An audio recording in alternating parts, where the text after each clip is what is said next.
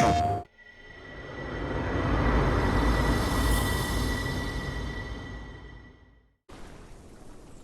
everyone, and welcome to my next Path of Titans video. Well, today I've just got my Stego to adult, and I thought I'd do a little bit of a, well, sort of a tutorial video, but maybe just some tips and advice when it does come to the Stego. I've previously done one with my flyer, the Thala, and I'll put a link to that in the description below if you'd like to check that out. Now that was quite an easy one because the bird has so many things going for it. Being able to fly away, being very mobile, being able to swim and walk on land and fly, of course, be able to go fishing and just generally be amazing. That was a really great experience, and that was actually the second dinosaur I chose. But the very first dinosaur I chose when I came to Path of Titans was the Stego. I've just always loved Stegosaurus, well and truly before this game ever came around. And it was the first dinosaur I wanted to go. And I guess I always had in mind that the Stego being so slow and big and quite friendly, is that the game would have made the Stego like just so tough and dangerous to attack, but more concerned with defense, being a slow herbivore. But yeah, look, the Stego is wow, what can I say? It's very vulnerable to attack until you get to sort of sub-adult and adult. Just after this video, actually, I saw an adolescent carnivore attack me, and I killed it quite quickly with a couple of the tail swings. It was quite impressive, but if a T-Rex sees you at any stage, you're in a lot of trouble. Any large dinosaurs, because of your slow speed, they're really going to dominate you. And when you're small, you're everybody's favourite meal because you're just so slow. You don't do a lot of damage. Now there has been a patch actually today, so we're going to check out if there were any new additions brought in for him, and I think there may have been for Steg. And as you can see here, I've got a bit of footage just going on in the background, which is a little party that I had earlier today, which was a little group of herbivores. Actually ended up teaming up with another guy a little bit later as well, which is quite good.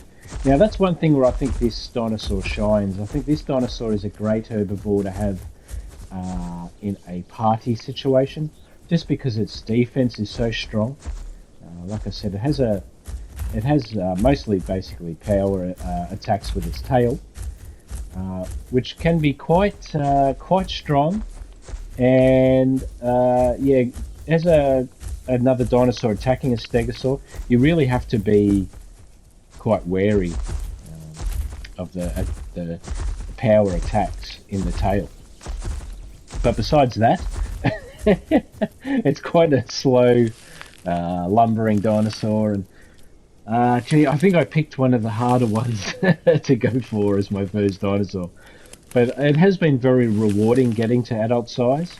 But it has taken some time, as I was killed many times, and especially I found that going into those heavy traffic areas is very dangerous. You want to, when you're growing with this dinosaur, and I guess you could say that about a lot of them, you really want to be in those quieter areas and away from other dinosaurs, and do your thing. Use your purple growth bar, and then head back to your cave and log off, and then log back on again a little bit later when you can get the purple questing bar again. And I think that's one problem I have found with the Stegosaurus, is that yeah, it wasn't the kind of dinosaur I just kept wanting to play, because I just felt so vulnerable the more time I was on the map. So I hope now with the changes today that might have made a bit of a difference. But yeah, look, it is a great dinosaur. I think it looks great. I think that's the best thing about it. It just looks so tough. So now I'm going to switch over to some footage I just recorded, which was outside of the home cave, just so you can have a good look in the daytime at what an adult stego actually looks like. Now, it always looked cool, even as a juvenile, but yeah, it looks quite good at this size. And I wanted to have like a very natural look to the dinosaur, very sort of that sort of olivey green and sort of white armor on the back there and spikes. But let's have a look at a few of the abilities. So now you can see it has no sensors at the moment. This is all, a lot of this is new. So it is a herbivore and forager choices. I've stuck with forager. I think that's the way to go. It now has some armor choices. Solar powered, 30% during the day. Resilient, bleed and armor by 30, and increases armor by 25 for tough scoots, which I think that might be something worth doing. Now I've got pivot. There's traction, which I don't use, which increases stamina by 30%. I actually use pivot, which allows you to sort of turn around and defend yourself, and especially when you're attacked by multiple enemies. There's no back limb strength, but these are the two, the two tail attacks. You've got the swing, tail swing, and tail attack. So one is a charged up attack, and one is just a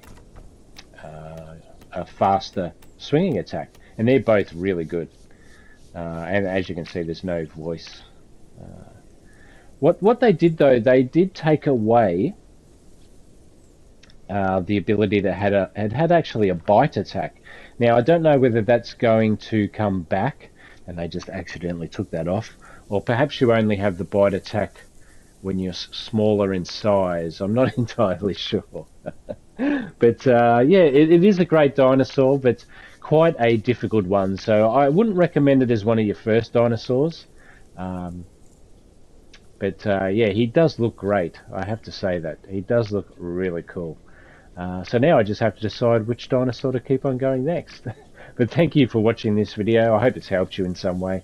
It was a bit of fun doing it. And I will catch you in the next one. Bye for now.